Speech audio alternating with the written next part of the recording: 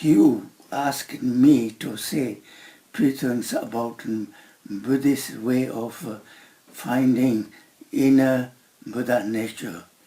And Buddhist way is we say all our human beings have similar potential, means in all the times we always say it's not my fault, somebody else's fault, or we always look outwardly, looking to blame someone else than one's own self. But now as you came and you are witnessing now, we call interconnectedness, means we are all in locked in situation for many months, and everybody now start to see that they have to look inwardly what is your own thinking going. So people now finally realizing the more you look inwardly, normally it helps you to understand things much more better than ever before. Actually, there is nothing wrong outwardly. It's inside me. I is the one who's always judging. I am right. They are wrong. I am happy. They are not happy. We always I and they, but now it come to the conclusion that we are all going into this lockdown, means interconnectedness, means the whole philosophy of language change into the Buddhist way, saying we are in together, means we are in this together for good or bad. So I think this is what Buddha's teaching says. We must never allow I to take over. We always think of others. When we think of others, we do not have any mental emotional problem. And people gradually, things can change. We feel that we can be in oneness. And that's what Buddha is saying, is look inwardly.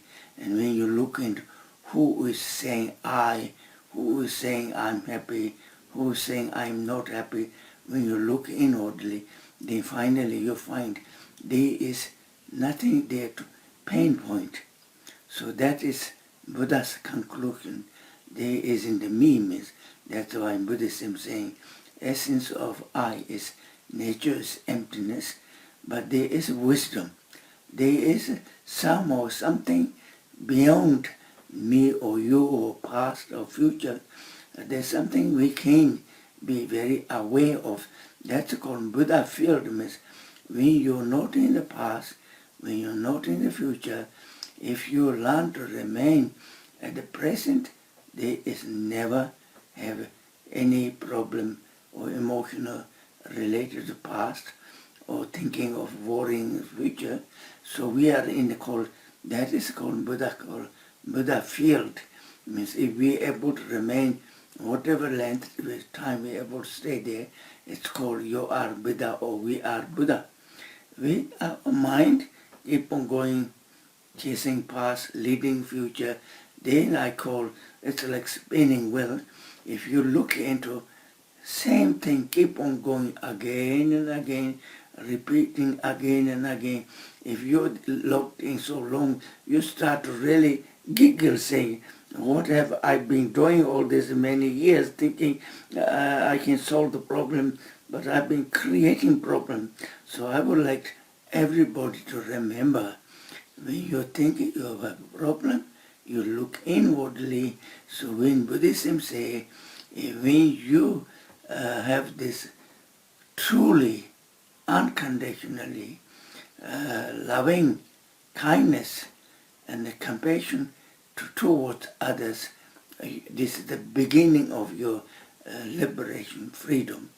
When there is, the minute you let I to pop in, and then you are in a samsara, means now your spinning wheel will keep on running. So please remember to build up this being in the moment as short as 5 seconds, 10 seconds.